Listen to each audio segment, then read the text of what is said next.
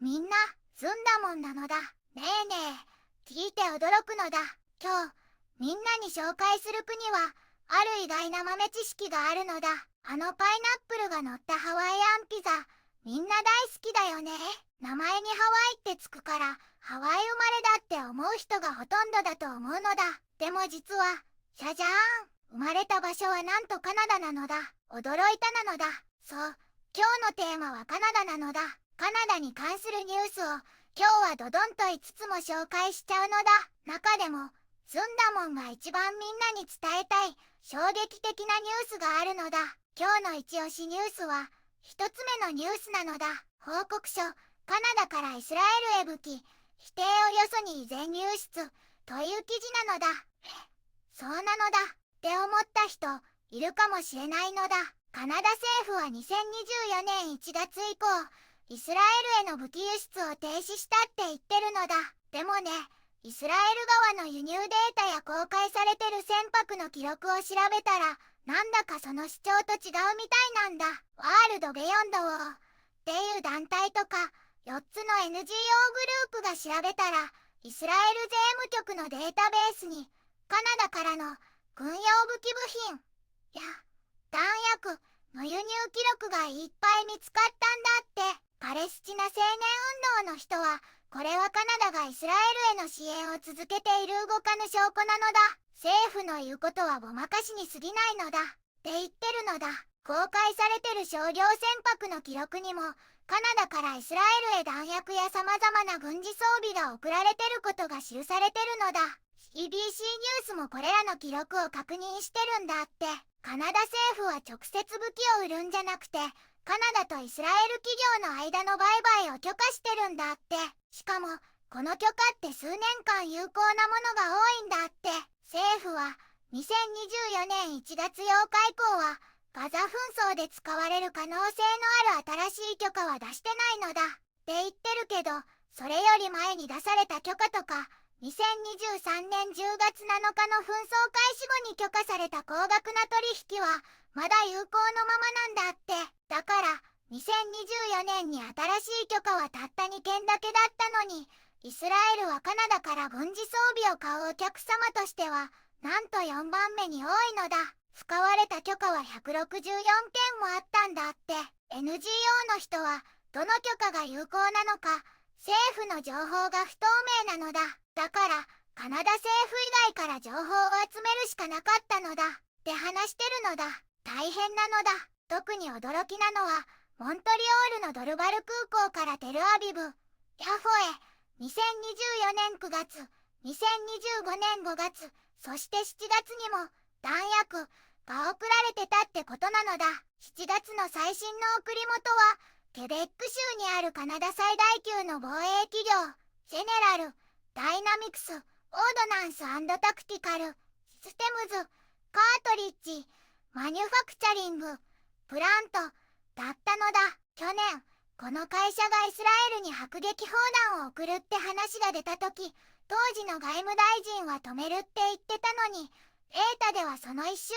間後には出荷されてたんだって。もう、どうなってるのだ。カナダ政府は、これらのデータと自分たちの主張の矛盾について、まだ納得できる説明をしてないのだ。NGO の人は、イスラエルへの軍事品の出荷を完全に禁止しないと、政府も企業も事実をごまかし続けてしまうのだ。っ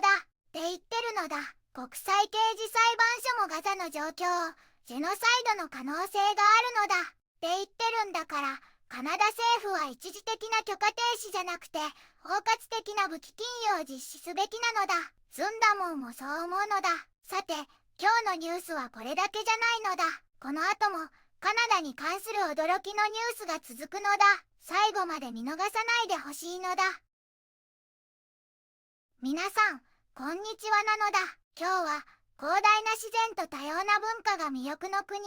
カナダについて紹介するのだ。カナダは、北アメリカ大陸の北部に位置し、その国土面積は世界で2番目に広い国なのだ。首都はオンタリオ州のオタワで、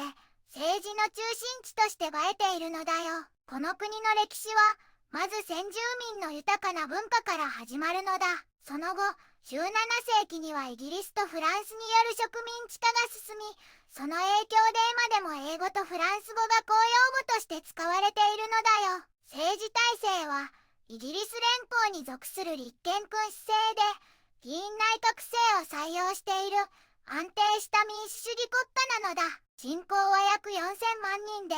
広大な国土に比べると意外と少ないのだ。しかし、世界中から移民を受け入れてきた歴史から、非常に多様な文化が共存する多文化社会を築いているのが特徴なのだよ。主要産業としては、広大な国土から得られる天然資源、特に石油やガス、森林資源が豊富で、輸出の大きな柱となっているのだ。また、近年ではハイテク産業やサービス業も発展しているのだよ。文化面では、メープルシロップやアイスホッケーが有名で、雄大な自然の中でアウトドアを楽しむのもカナダらしい生活なのだ。現在、カナダは気候変動問題への積極的な取り組みや、先住民との和解、そして多様性を尊重する社会の推進などに力を入れているのだよ。世界平和への貢献も積極的に行う魅力あふれる国、それがカナダなのだ。一つ目のニュースなのだ。報告書、カナダからイスラエルへ武器、否定をよそに依然輸出、という記事なのだ。カナダ政府は2024年1月以降、イスラエルへの武器輸出を停止したって言っているのだ。でも、イスラエルの輸入データや公開されている船舶の記録を調べたら、どうもその主張と違うみたいなんだ。ワールドベヨンドウォーなど4つの NGO のグループが調べたら、イスラエル税務局のデータベースに、カナダからの軍用武器部品や弾薬の輸入記録がたくさん見つかったのだ。パレスチナ青年運動の人は、これはカナダがイスラエルへの支援を続けている動かぬ証拠なのだ。政府の言うことはごまかしに過ぎないのだ。って言っているのだ。公開されている商業船舶の記録にも、カナダからイスラエルへ弾薬や様々な軍事装備が送られていることが記されているのだ。CBC ニュースもこれらの記録を確認しているのだ。カナダ政府は直接武器を売るんじゃなくて、カナダとイスラエル企業の間の売買を許可しているのだ。この許可は数年間有効なものが多いんだって。政府は2024年1月8日以降、ガザ紛争で使われる可能性のある新しい許可は出していない。って言っているのだ。でも、それより前に出された許可や、2023年10月7日の紛争開始後に許可された高額な取引は有効のままなのだ。だから、2024年に新しい許可は2件だけだったのに、イスラエルはカナダから軍事装備を買う顧客としては4番目に多いのだ。使われた許可は164件もあったんだって。NGO の人は、どの許可が有効なのか、政府の情報が不透明なのだ。だから、カナダ政府以外から情報を集めるしかなかったのだ。って話しているのだ。特に、モントリオールのドルバル空港からテルアビブ、ヤフォへ、2024年9月、2025年5月、そして7月にも、弾薬が送られていたのだ。7月の最新の出荷元は、ケベック州にあるカナダ最大級の防衛企業、ジェネラル、ダイナミクス、オードナンス&タクティカル、システムズ、カートリッジ、マニュファクチャリング、プラント、だったのだ。去年、この会社がイスラエルに迫撃砲弾を送るって話が出た時、当時の外務大臣は止めるって言っていたのに、データではその1週間後には出荷されていたんだって。カナダ政府は、これらのデータと自分たちの主張の矛盾について、まだ納得できる説明をしていないのだ。NGO の人は、イスラエルへの軍事品の出荷を完全に禁止しないと、政府も企業も事実をごまかし続けてしまう。って言っているのだ。国際刑事裁判所もガザの状況を、ジェノサイドの可能性がある。って言っているのだから、カナダ政府は一時的な許可停止じゃなくて、包括的な武器禁輸を実施すべきなのだ。二つ目のニュースなのだ。ガザで飢饉の最悪シナリオが展開。世界飢餓監視機関が警告。という記事なのだ。ガザ地区では、壊滅的な飢餓が進行しているのだ。国際的なキラ監視団体 IPC は、すでに6万人以上のパレスチナ人がイスラエルの軍事作戦で命を落としたと伝え、広範囲な飢餓、栄養失調、病気によって、さらに多くの飢餓関連死が起きていると警告したのだ。IPC はガザを飢饉状態と正式に分類するための分析を急いでいるけれど、イスラエルが援助物資の搬入を少量しか許可しないことが人道支援の大きな障害になっているのだ。国境なき医師団カナダは、ガザが飢餓による大量死の瀬戸際にあると訴えているのだ。国際救済委員会も、ガザにはもっと大量の援助が必要だと強調しているのだ。世界食糧計画 WFP によると、援助要請の半分ほどしか物資が届いていない状況なのだ。現在、約47万人もの人々が飢餓に苦しんでいて、ガザ保健省はこれまでに少なくとも147人が飢餓で亡くなり、そのうち88人が子供たちだったと報告しているのだ。痩せ細った子供たちの写真が世界中で広まり、イスラエルへの国際的な批判が高まっているのだ。イスラエルは人道目的で戦闘の一時停止や安全な輸送路を発表したけれど、援助は最低限の必要量にも遠く及ばないのだ。IPC の報告では、月に必要とされる食料は6万2000トンなのに、実際にはその一部しか入っていないのだ。イスラエルは、ガザの状況は厳しいものの、飢餓に関する情報は嘘だと主張しているのだ。彼らは、自国の行動は自衛のためであり、ハマスが人質を解放せず、民間地域で活動していることが問題だと説明しているけれど、ハマスはこれを否定しているのだ。IPC は、ガザの恐ろしい苦しみを止めるには、敵対行為を直ちにやめて、大規模な人道支援を許可することが唯一の道だと強く訴えているのだ。飢饉の正式な宣言は、実態より遅れることが多いのだ。国際救済委員会の責任者は、2011年のソマリアの飢饉の例を挙げ、飢饉が宣言される頃には、すでに多くの人々が手遅れになっていることを警告しているのだ。ガザでの戦争は22ヶ月間も続いていて、2023年10月7日にハマスがイスラエルを襲撃し、1200人を殺害し、約250人を人質に取ったことが始まりなのだ。ある新しい援助団体、ガザ人道財団 CHF も活動しているけれど、その提供する食料は調理に水と燃料が必要で、ガザではそれが不足しているため、かえって大量飢餓につながると IPC の委員会は指摘しているのだ。いや、パレスチナの担当者は、この飢饉はイスラエルの包囲と援助の意図的な妨害による人為的なものだと厳しく批判しているのだ。世界中の指導者たちが行動しないことが、この悲劇をさらに加速させているのだ。3つ目のニュースなのだ。CBC が追うトロント警察官の飲酒事故、同僚との勤務後飲酒の末に発生か、審議文書が指摘という記事なのだ。済んだもんだよ。今日はトロント警察のちょっとびっくりするお話なのだ。ある警察官さんが飲酒運転で事故を起こしちゃったんだけど、その後の調査で、神司さんの秘密がバレちゃったみたいなのだ。ジェイソン・ボーグ巡査は、2023年1月に飲酒運転で逮捕されて、罪を認めたのだ。最初は、非番中の出来事って言われてたから、お仕事とは関係ないってことになってたんだよ。でも、ボーグ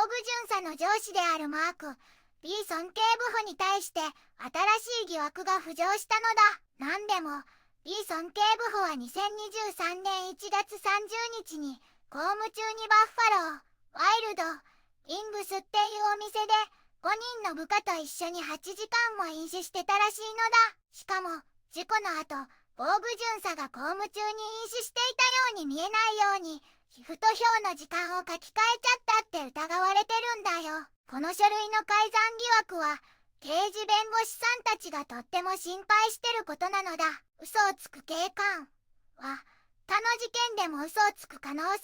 るから、B 尊敬部補が関わった捜査の信頼性が揺らいじゃうかもしれないって言ってるのだ。もし本当にそうなら、たくさんの事件が影響を受ける可能性があるんだよ。元トロント警察官の人も、被服の警察官さんは制服の警察官さんよりも自由があるから、不正行為につながりやすいって言ってるのだ。公務中の飲酒なんて、普通はありえないことなのだ。トロント警察は、B 尊警部補の疑惑で取り下げられた事件は、認識していないっ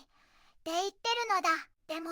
なぜ防具巡査の件が非番として扱われたのかははっきりと説明されてないのだ。 B 尊警部補への処分はまだ決まってないけど、こんなことが起きちゃうと警察の信頼が下がっちゃうからとっても残念なのだ。警察官さんはみんなのお手本でいてほしい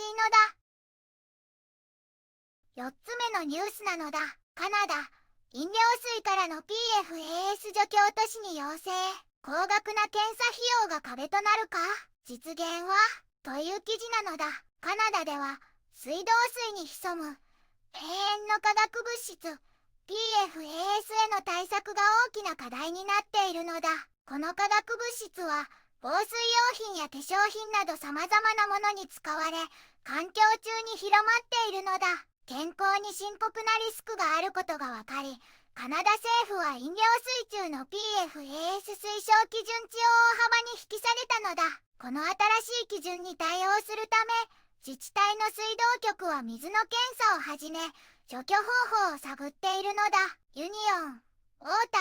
ー、サプライのロドニー・ブシャール氏は、小規模な自治体では高価な PFAS 除去技術を導入する資金がないことを心配しているのだ。PFAS は1万5,000種類以上もある合成化合物で、長い間ほとんど監視や規制がされていなかったのだ。研究の結果、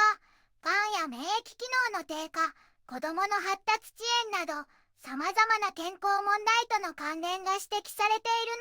のだ。統計によると、カナダ人の 98% 以上が地中に PFAS を持っていると言われているのだ。以前の連邦基準は特定の PFAS に限られていたけれど、新しい推奨値では25種類の PFAS の合計で大幅に低い30ナノグラム、リットルとされたのだ。これはまだ強制ではないけれど、将来的に導入される可能性があるのだ。問題は、従来の浄水処理では PFAS を効果的に除去できないことなのだ。特殊な活性炭フィルターや新しい技術が必要になるのだ。PFAS の除去には数百万ドルもの費用がかかるため、資金がなければ対応は難しいのだ。政府が基準を設けるなら、資金援助も必要だと水道関係者は訴えているのだ。海外では、フランスが PFAS の使用を制限したり、EU やアメリカが飲料水に厳しい基準を設けたりと、規制が強化されているのだ。しかし、カナダでは規制の拡大に時間がかかっていて、科学者たちはもっと迅速な対応を求めているのだ。さらに、PFAS は水から除去しても、その後の処理方法が確立されていないという課題もあるのだ。でも、希望もあるのだ。ブリティッシュコロンビア大学の研究者たちが焦げた木材チップを使った除去法を開発したり、放射性用化獣とア硫酸紙を紫外線と組み合わせて PFAS を破壊する RADIANT という新技術も開発中なのだ。この技術は、これまで除去が難しかったタンクサリ PFAS にも有効で、商業化が期待されているのだ。PFAS は水道水だけでなく、魚介類などの食品や、防カーペット、焦げ付き防止調理器具など、日常生活の様々な製品からも暴露する可能性があるのだ。でも、水道水は比較的対策しやすい分野なので、ここから取り組むことが大切だと考えられているのだ。私たちが毎日使う水だからこそ、安全を守る努力が重要なのだ。皆さん、今日のニュースはどうだったのだ？カナダは魅力あふれる国なのだ。でも、武器輸出の裏側やガザの木が、警察の不祥事、PFAS 問題、貿易の難しさなど、複雑な課題が見えてきたのだ。スンダモンは、これからもカナダがより良い国になるように、みんなと一緒に見守っていくのだ。今日の話が、何かを考えるきっかけになったら嬉しいのだ。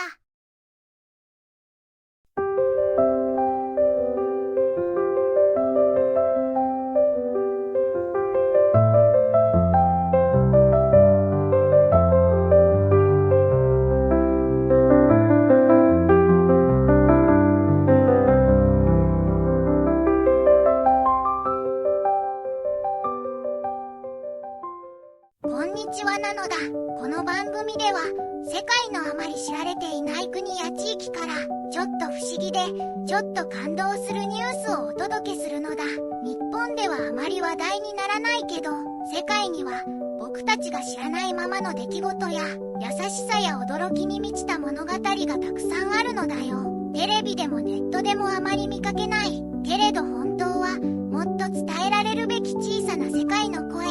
そんな声を僕と一緒に見つけに行くのだ。さあ、一緒に知られざる世界の旅を始めるのだ。